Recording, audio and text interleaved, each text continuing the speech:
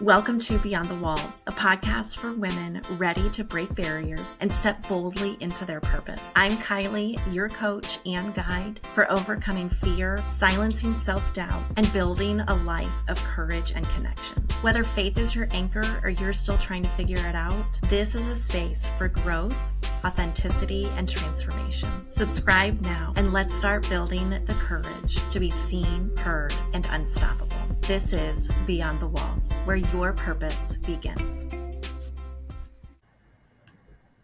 Welcome back to the podcast, y'all. I am so excited, as usual, to have this conversation.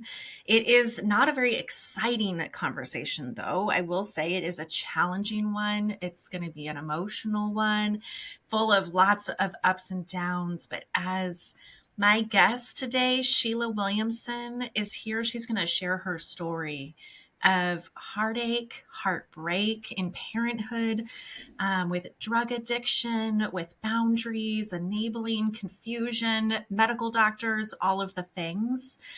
I really hope, and I know that Sheila hopes, that the point of this conversation is to really bring you hope, that there is a new way, there is always another option, and there is healing through the heartache. So Sheila, I would love to you can introduce yourself, maybe give us like a high level of kind of just the journey that got you to where you were today. And then we can really kind of get into the things that we feel led to talk about. So welcome to the podcast. Thank you so much, Kylie, for having me. Welcome everyone. Yes, this is not a feel-good pie, although it does have, I will tell you, spoiler alert, it does have a very good ending.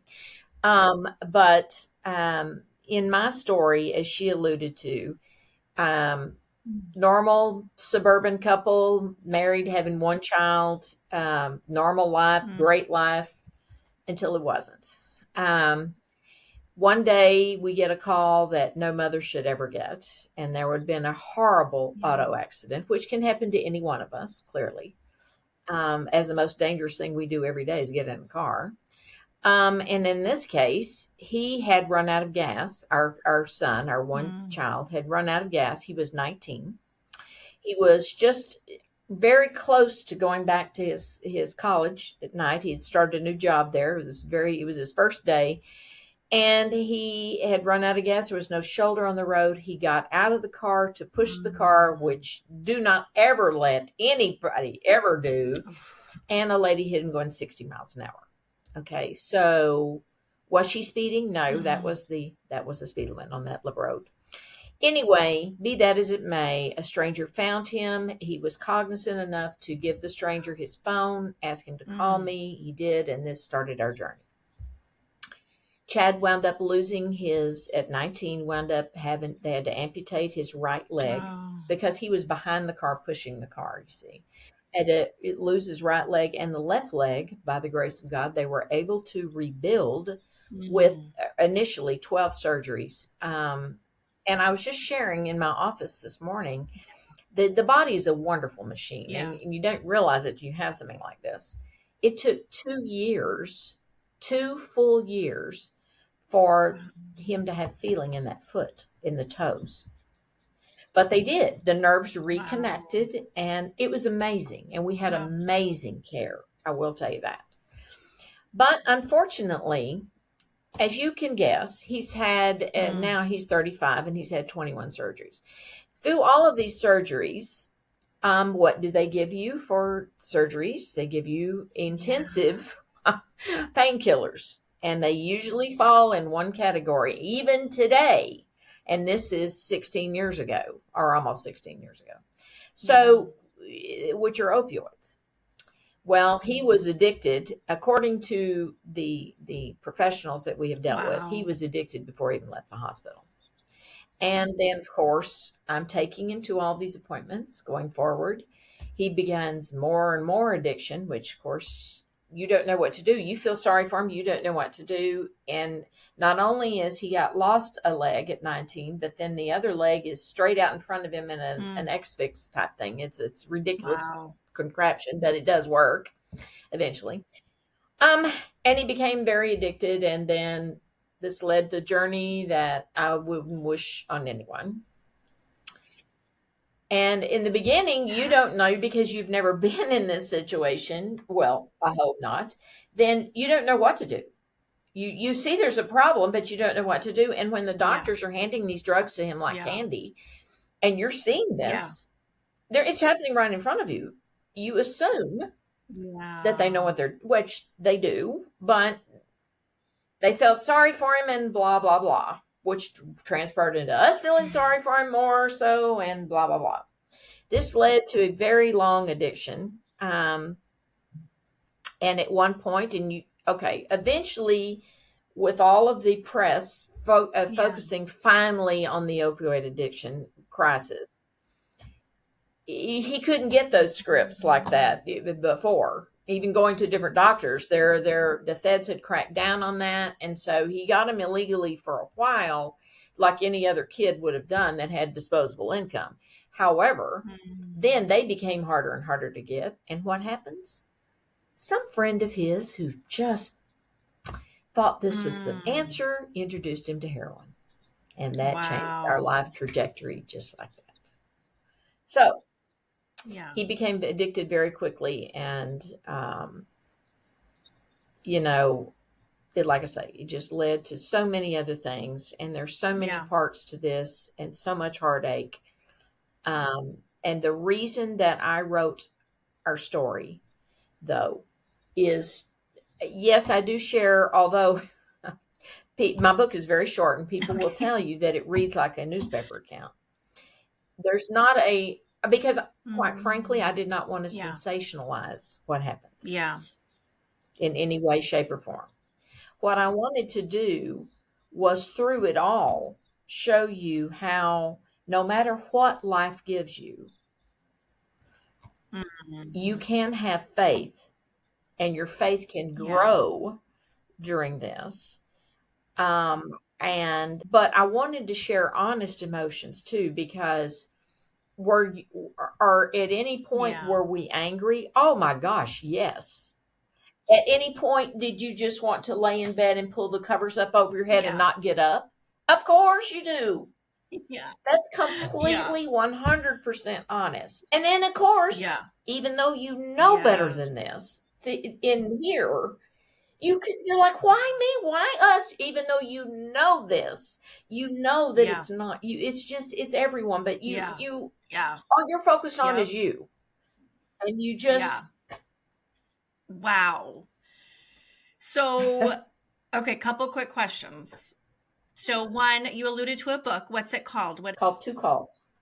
And the reason you say, okay, you mentioned one call from the accident. Okay. Well, the second call is what led Okay. to good things eventually. But the second call was, well, going back, it was from Parkland, which is where, by the way, when this accident happened in 2008, in our Metroplex, the Dallas Fort Worth Metroplex, there were only two Trauma One hospitals, and this Chad was hurt so badly that he would have. That's the only people that could have dealt with him. There were two. There were Parkland, and there was Big Baylor downtown. That's just what I call it, downtown Dallas, Big Baylor. Okay, so Parkland was closer, and they care flighted him in the helicopter to Parkland. Well, will forever be thankful for this. So, but we had many clinics, many surgeries, many stays at Parkland. Okay, so the last four digits of Parkland's number, should you ever see 6,000 on your phone, is Parkland. Okay, many years later, so this was in 2020. Yes, November of 2020. I see this come up on my phone. And I'm like, oh no, here we go again. What is it this time? And so I didn't, and I was in the midst of something, so I didn't take the call right then. I called back, and it's a good thing I did, because Chad had been admitted and they did not expect him to live. He had, by this point, had a horrible infection. You can say sepsis. Well, he had been septic many times. This was worse. If you can believe that, there is something worse, and Okay. it's called endocarditis, and it attacks your heart. Mm. And this is what kills a lot of drug addicts, by the way. And so, never heard of it, never knew anything about this. They called to tell me. I called my couple best Mm. friends because my husband worked out of town at the time, and we go down to see him. I'm Yeah. scared but angry at the same time because Yeah. this had all gone on. So this had gone on for 12 years at this point. Yeah. And I'm like, what is it this time? We get down Ugh. there, and this is the height of COVID. If you'll think about it, 2020 in November is the height of COVID. They You were had lucky to even extreme see him, I bet. restrictions there. And so I was the only one that could go up. And luckily, well, this is a God thing too. He had a wonderful head doctor, but I have to explain in case you do not understand how Parkland is a teaching hospital Okay. with UT Southwestern. And so these doctors, you may have this doctor today, the head of your team, whatever, but then they're teaching doctors. So they will then, she could only be our doctor for a while. We were lucky enough to have her for Wow. about 10 days. And I'm so very fortunate Yeah. because she was wonderful to me. Call me over anything because I was his emergency, had to be his medical everything, and they're calling me over a test, over anything I'm having to, and I didn't have to Yeah. be there. She trusted me, and so she could do it over the phone, whatever. So, and she tells me how bad this was, and I'm completely Yeah. honest with her, share her his whole Yeah. story, good, bad, and ugly. And because of that, she and I were like this until, unfortunately, she has to go to the college, and she is ended this rotation with these students and had to go Yeah. back to the. And I'm like, no. So, but not before she scheduled a life-saving surgery for him at UT Southwestern itself.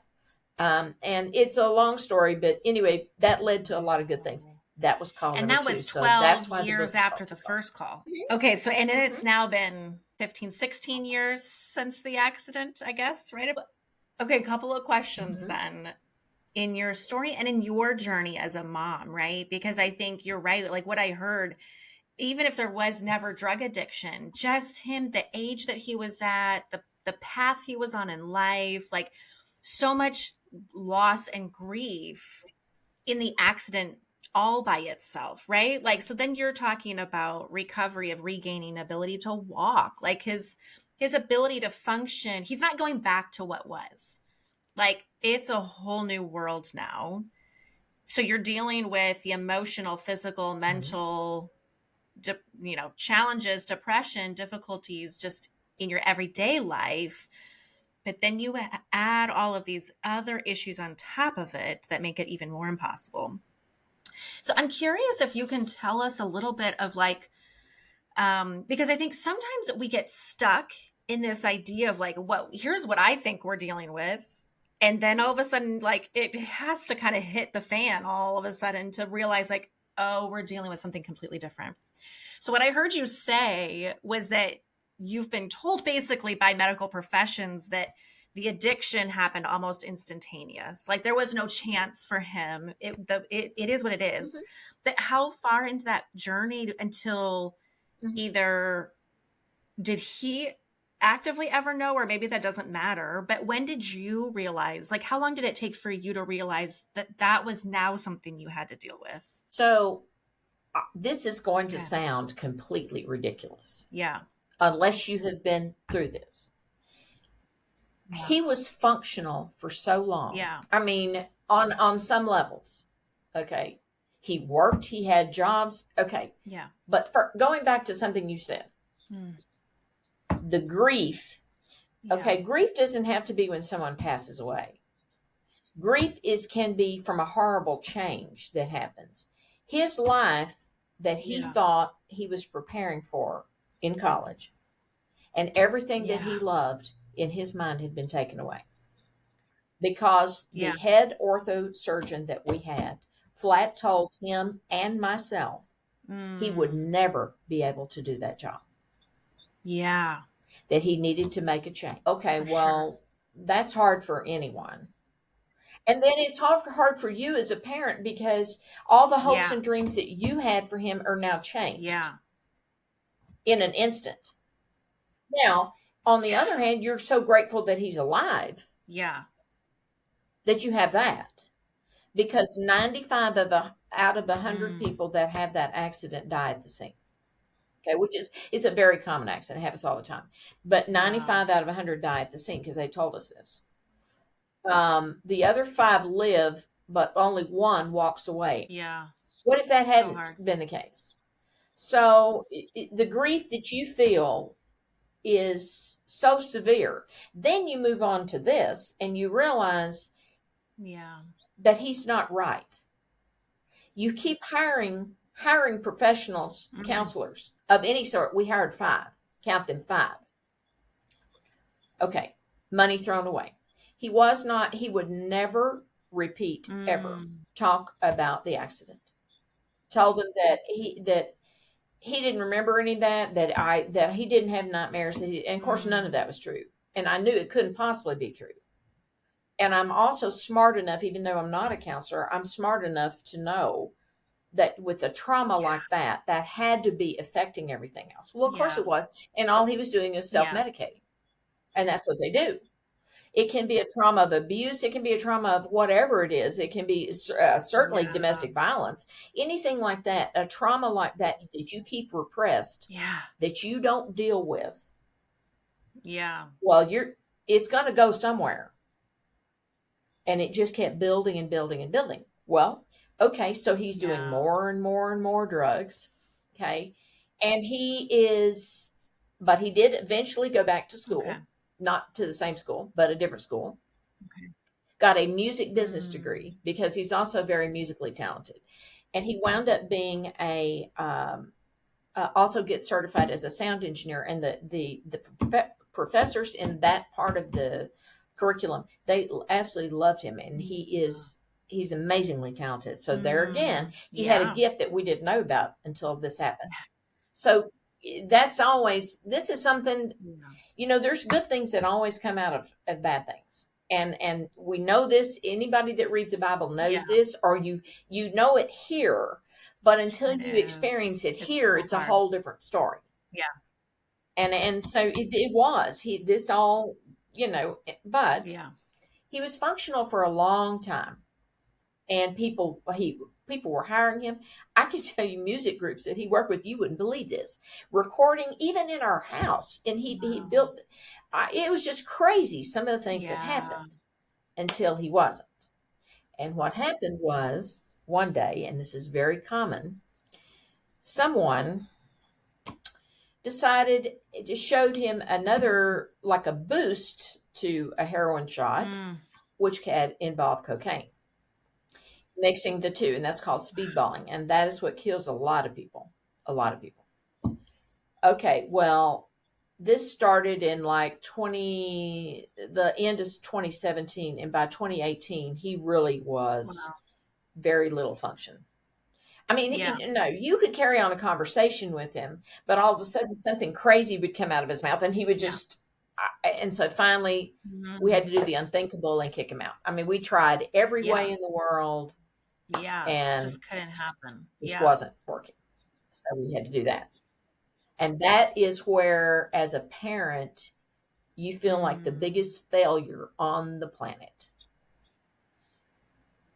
You just can't. This is the Yeah. hardest thing. And you see it all over Yeah. Facebook. You see it all over TV where people are crying. They don't want to, but you don't. But eventually you come to realize if you keep Yeah. enabling them and by helping make things easy for them, you are Mm. doing that. Yeah. What you're doing is killing them. And if I could tell Yeah. any parent this that's going through this, and don't sit there and say that's Mm. not what's happening in my house. Yes, it Yeah. is. You just don't Yeah. realize it. And I didn't How either. long, hindsight, looking back, at first I imagine you're focused more on just helping him, giving him space to grieve, right? Like he's grieving his whole life. But then at some point it turns into drugs. and then it's addiction. It's no longer, I mean, it's a different kind of grief, right? Like it's a different kind of losing of your future, but it's easily all kind of the same thing. So how long, or like kind of what were those steps for you, the progression of like, what did you think you were grieving at first? Then how long did it take for you to, once you're aware of the drugs, then you're kind of like, I guess, enabling the drug use. And then you had to make some firm boundaries. Like maybe talk us through what those practicals kind of looked like for you. At this point, I had I was working at my current job, Okay. which is I work for an estate planning firm, law firm, as the director of community services. So I'm basically the Okay. marketer. They don't call it that, but basically, luck there again, luckily or a God thing. One of the people here, one of the partners, she um, she worked her first out of law school, which is not uncommon. She worked for the DA's office, so she had seen a lot Yeah. that I Yeah. had never obviously been around. And and then I would tell her things that were happening, and she would try to give Yeah. me solutions. I mean, we tried everything. Yeah. We absolutely tried everything that we could think of. He went to 5 different rehabs. He went, and you're paying for. I mean, I wish I could get this across to anybody. It's a family disease. The entire family needs to be in Mm. counseling, not just the addict. That may number Mm. one, they Yeah. probably don't want it. Usually, they don't Yeah. until they get to rock bottom. They don't want it. Okay, well, the family needs it so badly because you are Yeah. enabling them, and you don't understand this. See, because they're telling Yeah. you one thing and they're doing something else. And you don't know this, and then when you find it, they lie their way Yeah. out of it, and they're very good at it. Now, Yeah. things could have been a whole lot worse, believe me, because I know people that have been through a lot worse than we did, with drug Mm. dealers coming to their house and guns and Yeah. we didn't have any of that, thank you Jesus. But I am saying it got so bad the Okay. day that I kicked him out. This is case in point. I had been on the phone with this partner at our firm twice that morning. We actually had a new home built, and were that particular day we were having a moving sale because we were going to take possession of the home within, I Yeah. don't know, just less than 30 days, and we wanted to get a bunch of stuff out and get it. And so things just got escalated terribly that day. And so I was calling her what to do, and she said the only other thing she could think of, you could try and do a mental health thing, take him to the hospital Yeah. and see if they. So I did. Mm. I got him in the car. Of course, he was angry. I got him in the car, and I told him, we're going to the hospital, and I'm gonna basically, thinking in my mind that I'm doing the right thing for him, tell them what's Mm. going on, and they would commit him. So let Mm. me just tell you that doesn't happen. And and he told me, he was so angry on the way. He told me, I'm going to make you look so bad because I can look Mm. perfectly normal for quite a while. And he said, I'm going to do Ooh. this, and then you will never try this again. He did exactly that. And Wow. the hospital wouldn't even talk to me after that. And it was not the nurses or anything in the ER. It was, they call in Green Oaks, which is a rehab, but is a definitely Yeah. drug fueled type situation. And this person came over, and she talked to him, would Mm. not even look at me. Talked to him, would not talk to my partner who also came to the hospital. She didn't want me to be alone. She wouldn't do anything. And she on the all she wrote on the little discharge thing or whatever, just Wow. substance abuse. No big deal. Like, Yeah.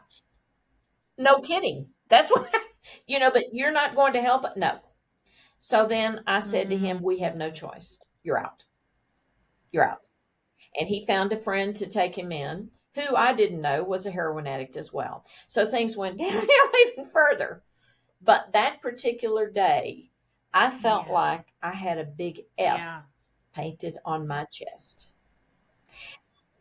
And no amount of you didn't cause this, no amount of I'm so sorry, no amount of anything was going to change that in my mind.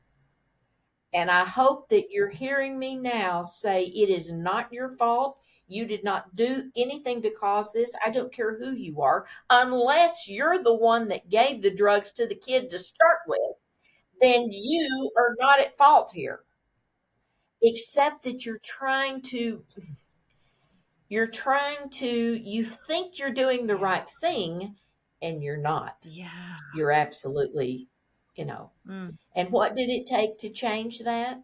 It took somebody in the community that I had been introduced to, called Grace to Change, an organization here. She was willing to talk to our entire family. Chad, of course, didn't want to have anything to do with her at first. Of course not. Now they're big buddies, but it doesn't matter. At the beginning, no. But she just loved on our family like I can't. And then our church, one of the pastors at our church recommended Families Anonymous. And it was going there, which my husband did not want to do because I'm open with this, but he was not in the beginning. Well, certainly not near as open as I am still. But we go up there, and then when you hear other families in there talking about what's going on, you realize, oh my gosh, this is our story. And that's what it took. What do you feel right like there. in That's the what it took. what did it turn into for you? I guess because something had to click that you stopped wearing the big F on your chest, right? Like what else was true then? Like where was it hope? Like what would you describe the transformation for you? That at least gave us some hope. Okay, that at least gave us some hope because things were about to get dramatically worse with him. But we at least had some hope because all they can do is help you. That's all you are in charge of is you. And this is another thing. You can't do anything about them. Because they're not going to get help until they are ready. Yeah. It doesn't matter what you do or say or pray or anything. It does not. They will not. They have to take charge of themselves. All you can control is yourself. And one night at Families Anonymous, whoever the speaker was talking about codependence, since you mentioned this. And I am going to say to you, which is what I said during that meeting, and this was the turning point. I said, no, that's when you're in a domestic violence situation and you can't leave because the person has made you feel so badly that you beat you down so much, and I don't mean necessarily physically, but beat you down so much that you just feel like you can't leave. You can't live without them. That's what that is. That's not this. This Neil Sperry turned and looked at me and said, ouch. That's exactly where you are. And I said, no. The entire group is looking at me and tears are running down people's faces. And they're like, yes. I just started crying and I realized, oh my word. Wow. And that's where it got me right there. And from that day forward, my prayers changed and I realized and I started to heal. But there again, just like the addict themselves, I had to realize that I had a problem. And the problem was that I was taking all this on myself when I'm not the creator. I'm not in charge of the universe. I'm not in charge of anything except how I deal with things myself. And once you realize that, and I think, quite frankly, it would be true in whatever, it doesn't necessarily have to be addiction. It could be in a lot of different situations. And until you realize that, and you're like, start taking charge of yourself and just working on yourself one day at a time, then that is when, yes. Yeah. Wow. That's when things begin to change. At the challenge of like the codependency is real in that instance. And what I heard you say, so I'll repeat it, so correct me if I'm wrong, of the level of intensity to need this other person to be okay, and you need to be the one to help them get there. And somehow, and I imagine that's where maybe in those layers before where we take it so personally, like this is a failure of motherhood. Clearly I should have, right? All the should haves. I should have prevented it. I should have been able to do it differently. I should be able to rescue him. Like, right. All of those enmeshing of responsibilities and the uncomfortability of no longer, like, I guess, of releasing that control. But then you're just left with the fear of the worst case, right? I guess, is it the willingness to face the worst case scenario, is that he hates you forever, he never speaks to you again, or he dies, right? Like, was it that kind of blatant of acceptance? Did you have to accept that to move on? Would that be a proper way? You do. Yes, you do. Right before I got the second Yeah. call, just a few weeks before that, I met him for lunch one day and bought him lunch, and you could tell how long it'd been since he'd eaten because he ate like there was no tomorrow. And he was so pitifully thin. Wow. I just, it was all I could do to sit there. But anyway, the point of me telling you this was I begged him again, even though I knew better, I begged him to get help. And he said, he had a single tear that came down, and he said, I'm almost ready. Yeah. I was angry after I left, but I knew then, I cried all the way back to work because I knew then he was still there. My son was still in there. And that, see, this is the difference. Okay. And I'm going to tell you what the doctor at Parkland told me that was so wonderful with us. She told me 95% of parents would have totally given up at this point with him. And so she was hesitant when she called me. She didn't know, she needed to tell me, yes. And I was his emergency contact. But in terms of, she didn't know how. And she said, I can't, you're so wonderful with him. And I said, yeah, well, it doesn't mean that I'm not mad or irritated, because I am. Yeah. I see a person wasting away over here. And it's just a waste of a life. And it makes me so angry. Now, this is a story that I do like to tell this. This is how human you are. Yeah. So before we got to this point, it was real close, but it was a couple of weeks before that. I met him I think I had picked him up at Parkland from one of the mini infection things that he'd had. And he wanted to go right back on the streets. Of course he did. So I dropped him off and in front of the CD motel on Northwest Highway. And as I pull up the car, there's a door that opens from this dump. And there's a person sitting there that you can see, sitting on what appears to be, to you, a cooler. Yeah. Like a cooler full of drinks. Well, I don't know what it was, and I don't care. And I said to him, is that a dealer right there? And he looked, and he over there, and he said, yeah, not mine, but it is. I looked back at this guy like, you come anywhere near me, and I'll tear you apart with my bare hands. I mean, I looked at him like, don't even approach me or Chad.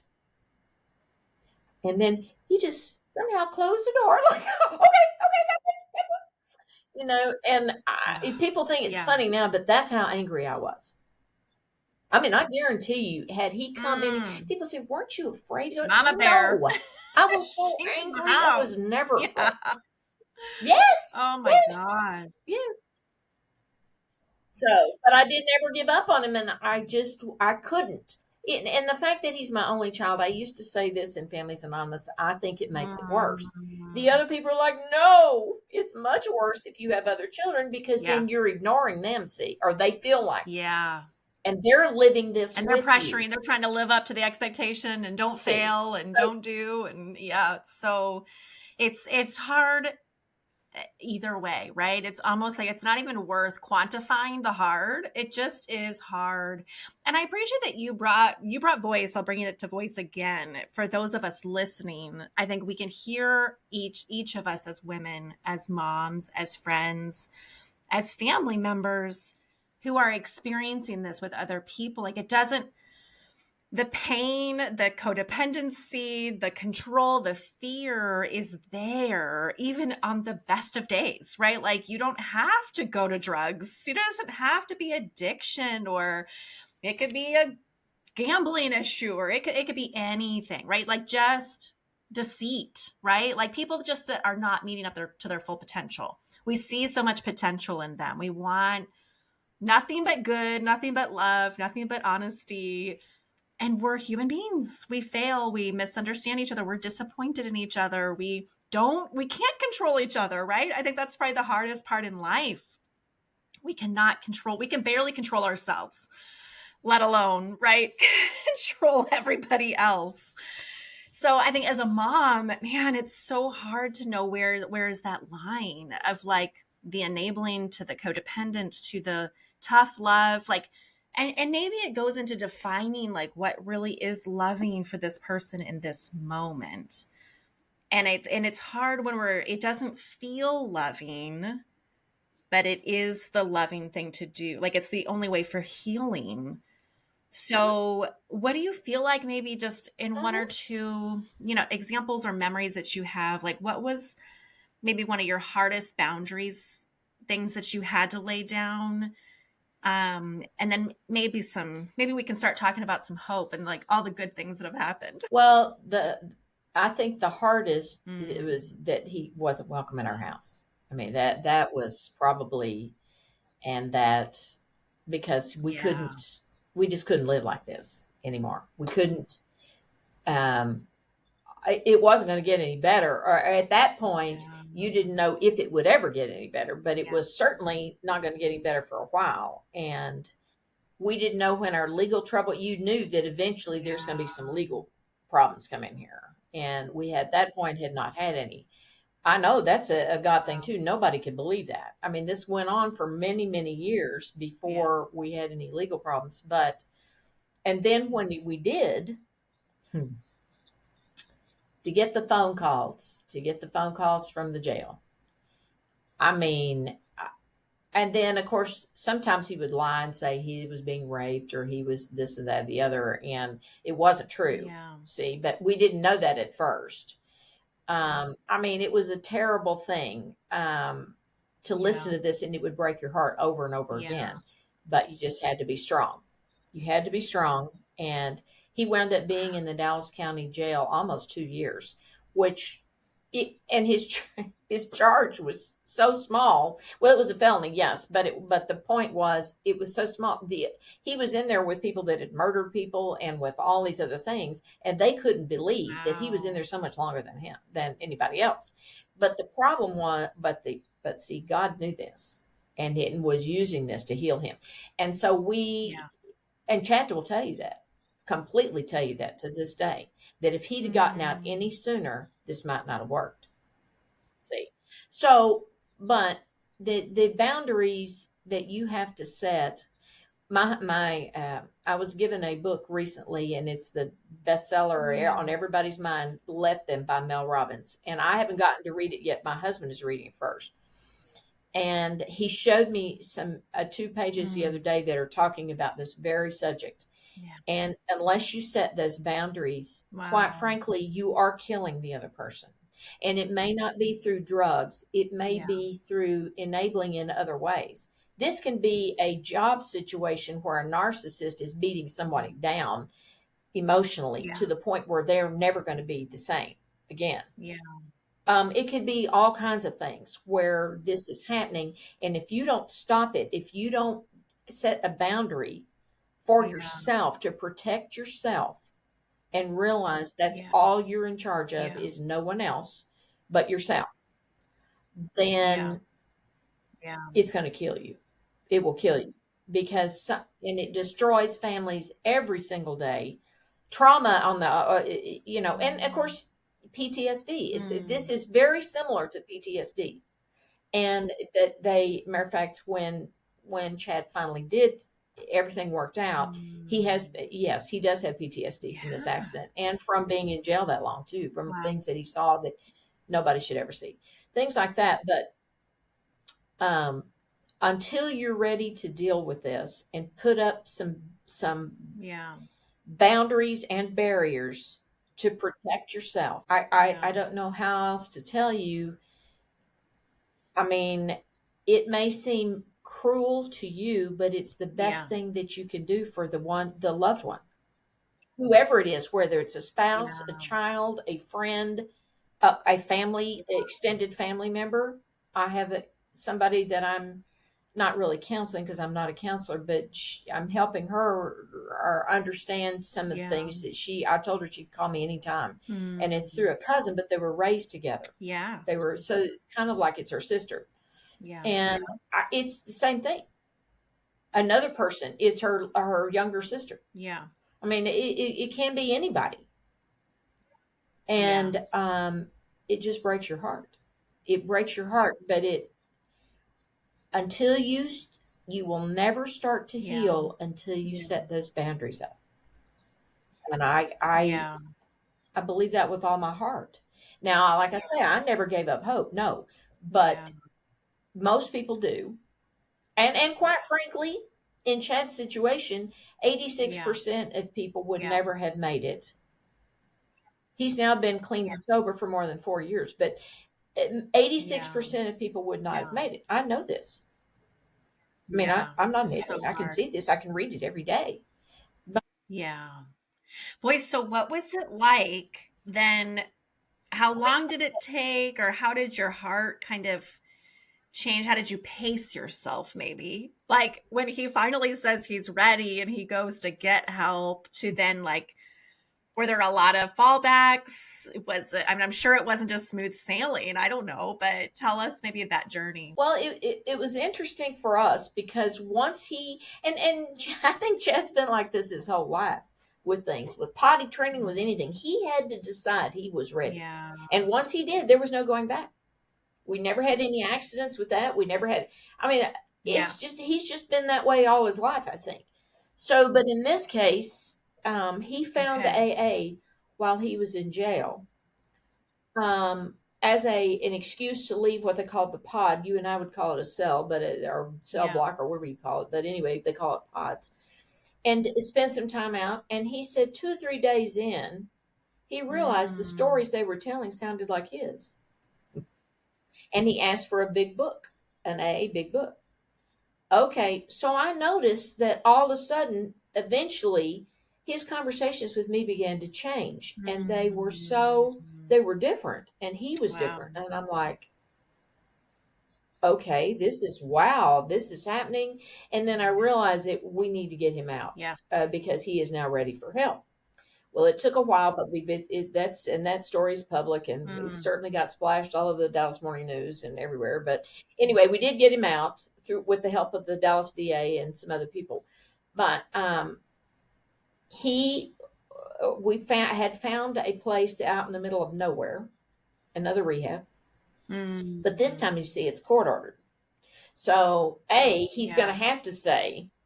Okay. Yeah. Well, if he's not, he can go right back to jail. But he's going to have to stay. And then B, it's out in the middle of nowhere. He has Yeah. no money and no phone. What is he going to do? Okay. It was towards Waco, out in the middle of Mm. nowhere. And I would highly recommend it because it worked for us. But anyway, it's a 90-day program. So we take him up there, and of course, we're scared to death. He's scared. Wow. I don't know who's more scared at this point. And he jokes Yeah. deflect. See, and he's doing this but anyway, so we get him in there, and the next week the counselor calls to introduce himself to me, and I told him, I said, good luck with this, because we had Yeah. hired 5 of you Don't have a lot of before, hope for you. Yeah. plus 5 Yeah. rehabs, and they never worked. He Mm. says, well, ma'am, he won't have a choice in this case. I'm Yeah. thinking to myself, well, he's pretty smart. I don't know. So it took about 2 weeks. And then he called me, the counselor called me, and Mm. Chad called me. They were both crying, telling they had he finally released Mm. that trauma and was able to talk about it. The counselor told me it Wow. was one of the pinnacles of his career. I mean, all of the trauma from that Yeah. accident and from things that had happened since then, that of course I don't even want to know, but things he said he's Yeah. probably going to have therapy the rest of his life. He probably will. But that's why he identifies Yeah. so well with other people going through trauma. If they don't want to talk about it, okay, well, he'll tell people, you go right ahead with that. I did that for many years, and look where it got me. Because it won't, and it doesn't. You don't have to Mm. turn to drugs. You're going to turn to something. Yeah. It doesn't. It's going Yeah. to be an addiction or something, a sickness. This is why people um, like anorexia Yeah. is another way that people do this. Their life is spun out of control in their mind, and this is the one thing they can control, and they kill themselves by doing it because the vision that they see of themselves is not the real. It's not real. It's exactly the Mm. same with drug addiction. He did not see all of Wow. this all over him in a mirror. He did not see how pitifully Wow. thin he was. He didn't see any of this. See, and Yeah. that to us is Wow. crazy, but that's the way it works. Trauma Yeah. will absolutely destroy you Yeah. if you don't get it out in the open, and and it doesn't mean that you act out, but you Yeah. learn how to deal with it, Mm. and it takes time and it takes Yeah. work, hard work. So, but now he's he fancies himself quite the comedian, Oh. but he is a joy to be around, and he's helping so many people. But he's so honest with them, and if they try to say, "Well, I don't think Yeah. I'm there. I don't think I'm," and he was like, "Yeah, Mm. been there and done that. I Yeah. let me just tell you how that'll work." And then because he's Yeah. honest with him, he can explain this, and that's where Yeah. I try to do with families. I mean, I maybe we weren't ready to hear all Mm. this in the beginning. I don't know. Maybe if Yeah. someone had said, I think he's got quite the problem. You need to be," Yeah. maybe I wasn't ready to hear it. I don't know. But I'm telling Yeah. you that no one Yeah. ever offered us this Well, help. and I remember you Anyway, sharing, I think that's your frustration with the medical field, right? Before we started recording, was just talking about how frustrating. I would say, I think what's so surprising, I don't know why it's surprising to us, because we always like, we're shocked hindsight, but in the moment, like we just cannot quite get to what the problem is, right? And it's almost like the medical profession is just as behind all of it as we are in our ability to see and hear what the problem is, right? Like they're just catching up to, oh, okay, now there's all these problems, the addictions, the access, like they're also, I guess, probably only doing what they are capable of at the moment, and prayerfully they will get there sooner than later, right? To somehow, how do we flag it sooner? How do we support the family members? Because I hear that's so much of your heart is like, how do I help the family members of this? It is a whole family problem, right? Like, and it's not, how do we stop dealing with like whose fault it is? It should have been avoided. I could have done it better. Like, it is what it is. So now what are we going to do? You need help just as much as they need help, even though you're not drugs, right? And I hear so much of that in your heart to want to help right? transform that for families, right? Like we're going through it just as much, and it was your first rodeo, right? It's not like you should have already known how to do all of this. Like who was going before you? Who was helping you in that journey? But you're here now, right? So how are you going to help the ones coming up behind you? And I think that's such a great gift to offer to people when we, that's part of the value, I think, too, when we share our story. It does bring comfort and healing for other people to share their mess, to be that much more courageous to come into the light, right? Like we're so trying to avoid ourselves, hide ourselves, and then hide ourselves from other people. And it just brings nothing but the life being sucked out of us, right? I hear that so much in your story of the damage that it causes. And even too, like, how do you be okay to be in the light while you wait for the other people? They still want to stay in the dark. They're not ready yet. that now you get to celebrate together. Tell us maybe like, what was it like for you? Maybe were there some pivotal conversations that you and Chad had of like the healing and recovery for you and your family? What did some of that look like? Well, when I decided to write the Okay. book, I had a long talk with him, Mm. and I told him why I was writing it. And I said, "You can help with this?" No. He said, "This is your story, not mine." I said, "Well, it's both of ours, but that's okay." And I wrote it from the mother's perspective, which I think irritates my husband, but I mean, because he was working, obviously one of us had to be working and doing all these things. Um, it so much fell of it, a lot of it fell on me anyway. But he, Yeah. now that we've interviewed together, which we're Yeah. happy to do and speak together anywhere, it is, we've done podcasts together. We did a book signing event together. We have done the McKinney Chamber of Commerce. I joined with the book so that we could promote, right before the book signing and everything, promote the book there. And they, at some point, we sponsored a breakfast, and he spoke. You get 10 minutes. I spoke 5, and he spoke 5. And of course, his was a lot Mm. more emotional than mine. But people came up to us, and he's very confident sharing his story, and very. And then we did an interview that I told you before we went on the air, with Michael from Beyond Publishing, and Mm. that was really cut to the chase, because it talked about how I felt, um, both times, because they're both involved in the hospital, but how I felt Yeah. on both situations, how I felt, then how I felt the day he got released from Mm. jail, how I felt all this time. But then the hardest question was when he just point blank asked Chad how it made him feel seeing all this Mm. and realize all the pain he had. And Chad paused and told him, one of the AA steps and FA steps, same thing, Families Anonymous, same thing, is Yeah. to make amends to anyone that you've hurt. Okay, that is very important, to try and make amends to whoever. And he had told us months before this how he could never Mm. begin to repay all the damage that he's done, but that he would never be the person Mm. he was if we'd given up on him either. Yeah. And he's not sure he would have made it out. And so that's another thing I want to tell people, is that the child is still, or Yeah. your spouse or whomever, they're still in there. Okay, if they come out of it and start working the program, then you'll see another side of them.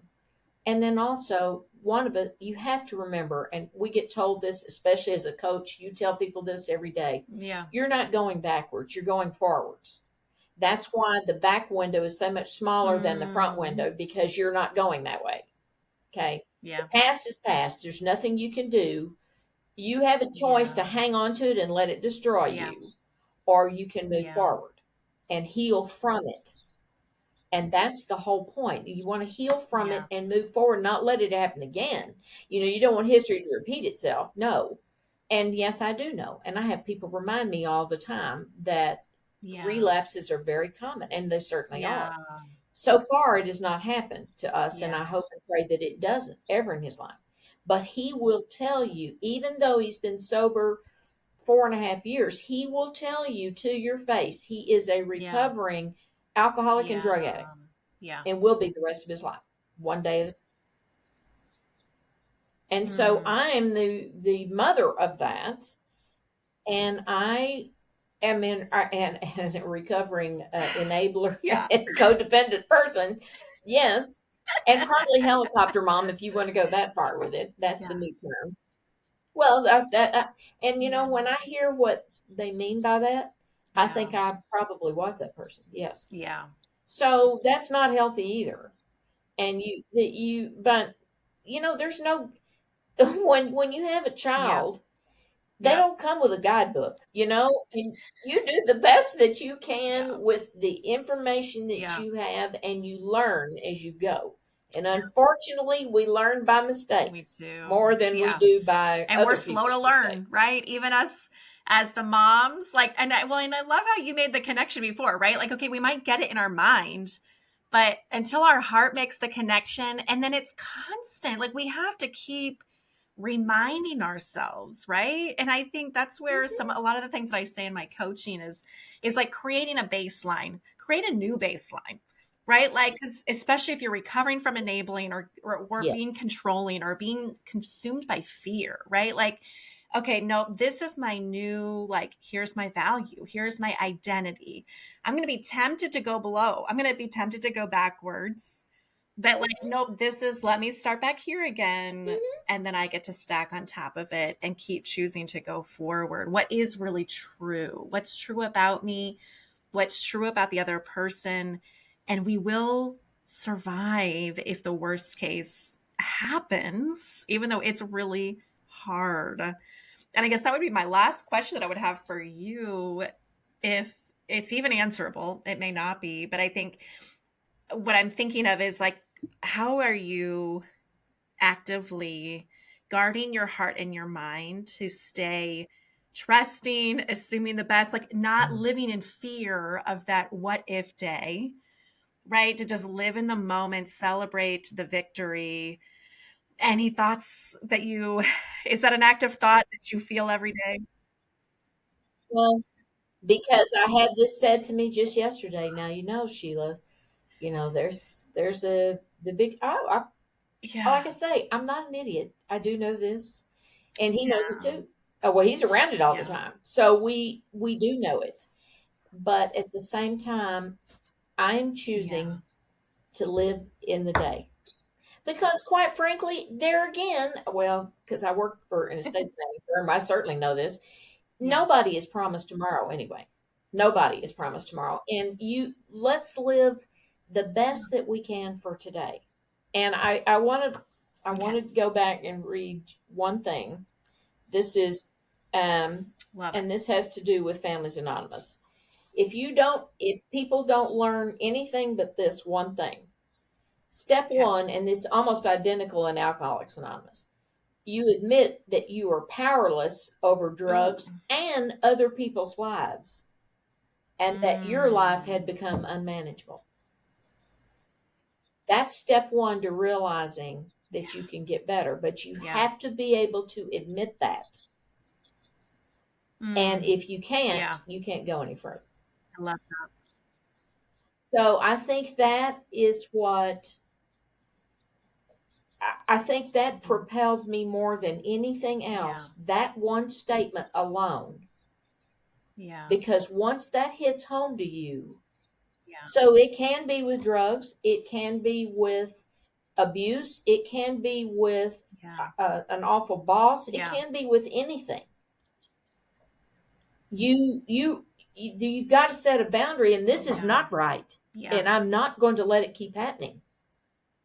I'm not in control of you. You can continue to do Yeah. that, but I can Yeah. distance myself from Yeah. you to Yeah. protect myself. And once you Yeah. figure that out, and just constant prayer, and you figure that out, and you think, oh, what a Yeah. relief that Yeah. is. It just reduces so much burden, right? That even it's our job, it's our Mm-hmm. role to be in that place. Like we're making it a lot harder for ourselves and for the other people, right? I just recorded an episode with a mom. She coaches moms of teens, right? So even I think even like if we remove all the drugs and illegal activity out of it, right? Like just character, just us as human nature Right. in our marriage, in our relationships with our parents as grown adults, Mm-hmm. right? To our parenting of our small children when we're still at home, like so much of that freedom that we are not in charge, we cannot control anybody else. And if we stop doing that, right? Like if we really own that and release it, that that's my job, it's my responsibility, like it's almost that's our way to cope, right? I was thinking that that was the word I was thinking when you were describing earlier too, because I interviewed a woman who is a recovering alcoholic. And that's what she shared. Like, she's like, we all have a coping mechanism. Mm-hmm. For some of us, it's spending money, it's eating, Sure. it's exercise, it's anorexia, it's controlling something. We cope in some way. How are we coping? How are we nurturing the relationship? And I think that's what I hear too in your story with Chad is like, that's what you can do right now. You're just going to nurture and love the relationship today, release control of the future, and make the most of it. So, wow. Well, Sheila, thank you so much for sharing your story. So many good nuggets. I mean, obviously, so many details we didn't even get to. So if anybody wants to go get her book, it's called Two Calls. What was the subtitle of your book? It's called Blossoming Faith, Keeping Hope Alive. A link in the show notes. Sheila, any last words of encouragement or comfort to anybody? You've given us so many great nuggets, but any last things you want to say? Well, if you are in any situation where you feel out of control because of someone else, please keep that one statement in mind and work on yourself and realize one day at a time is all any of us have. I don't care whether you're 10 or whether you're 95. Yeah. It's immaterial. That's all we have. And when you break it down, that's 24 hours. And if you sleep 8, that's 16 hours that you have control over yourself. Yeah. Not anybody else. Because you may not, you can't control what's happening to you, but what you can control is your response. And I think it's a hard, very hard lesson to learn. And as a mother, no, and this is not to downplay dad's roles at all. It is not. I don't know how, because I never was that. So, but I know as a mother that we take so much responsibility for all of these other things, just like you said, on ourselves, which were never intended. We were never intended to do, but somehow we do. And so, we wind up getting hurt in the process. Just take care of yourself. That's, and we can barely handle that, right? Like that's a tall order just to control myself. I'm telling you. Enough.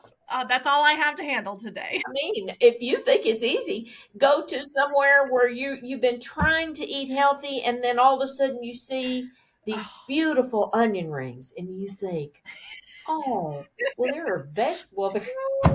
No, not like that. They're not. So, but I mean, even that you can't control that, and you feel like such a failure when you leave there. And you're like, but when we one day at a time, that's all we have to manage. We can do this, Sheila.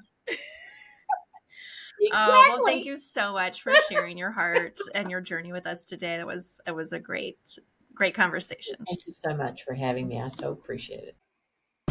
Thanks for listening to Beyond the Walls. If this episode inspired you, don't keep it to yourself.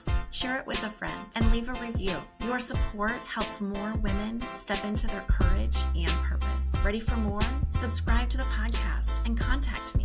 You can find me at beyondthewallspodcast.com. Reach out for coaching, more resources, and all the support you could need. Remember, breaking through the walls is just the beginning. Your best life is waiting.